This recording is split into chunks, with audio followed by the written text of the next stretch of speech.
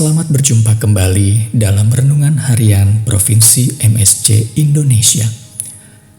Dalam hidup harian, setiap orang tua memiliki harapan bahwa anak mereka kelak menjadi anak yang baik. Dengan segala usaha, orang tua akan mengupayakan yang terbaik bagi anak mereka. Orang tua tidak hanya mencukupi kebutuhan dasar anak, tetapi juga mendidik, mengajar anak mereka. Apa jadinya bila ternyata si anak melakukan hal yang tidak baik?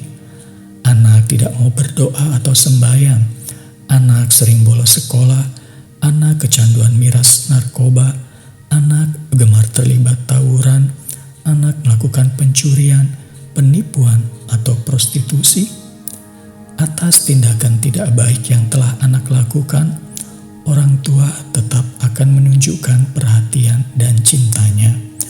Orang tua akan menasihati si anak, entah dengan sikap santai tenang ataupun dengan luapan emosi kemarahan. Harapan orang tua tentu agar anak dapat menyadari kesalahan dan memperbaiki diri. Meski orang tua telah menunjukkan perhatian, kasihnya, masih sering terjadi bahwa anak tetap kembali melakukan hal yang tidak baik itu. Bila orang tua telah berulang kali menasihati si anak, namun tidak ada perubahan pada diri anak, bisa saja orang tua akhirnya mengatakan demikian. Terserah kamu mau jadi apa, Bapak sudah capek menasihati kamu. Sana kamu urus diri kamu sendiri. Hal ini menunjukkan betapa orang tua kecewa dan merasa sia-sia perhatian dan kasih yang diberikan kepada si anak. Dalam bacaan Injil hari ini, Yesus menunjukkan perhatian yang begitu besar kepada kedua kota, yaitu Korazim dan Betsaida.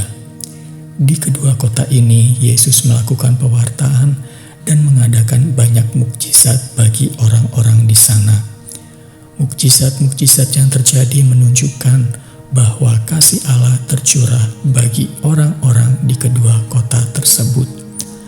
Allah tidak membiarkan orang-orang itu berada dalam suatu hidup yang memilukan, penuh penderitaan, ataupun dalam kuasa jahat. Peristiwa mukjizat itu membawa orang mengalami pemulihan untuk kembali menjalani suatu kehidupan yang baru. Orang mengalami kesembuhan dari penyakit, terbebas dari pengaruh roh jahat. Mukjizat yang terjadi semestinya tidak terbatas pada pemulihan jasmani, melainkan hendaknya mengantar pada pemulihan rohani. Rupanya, pemulihan rohani ini tidak terjadi di kedua kota itu. Orang-orang sepertinya hanya terpana, kagum melihat peristiwa mukjizat yang terjadi. Namun, kekaguman itu tidak sampai menggugah hati mereka. Yesus melihat bahwa orang-orang di kedua kota itu tidak mengalami pertobatan.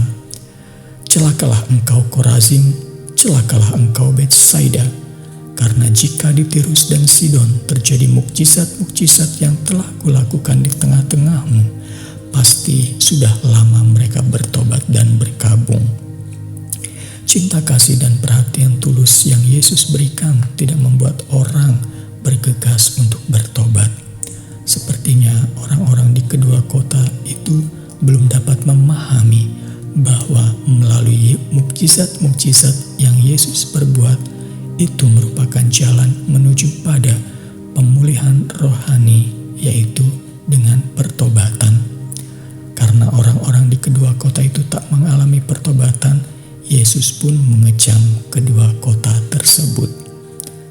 Saudara-saudariku yang terkasih, kita adalah orang yang berdosa.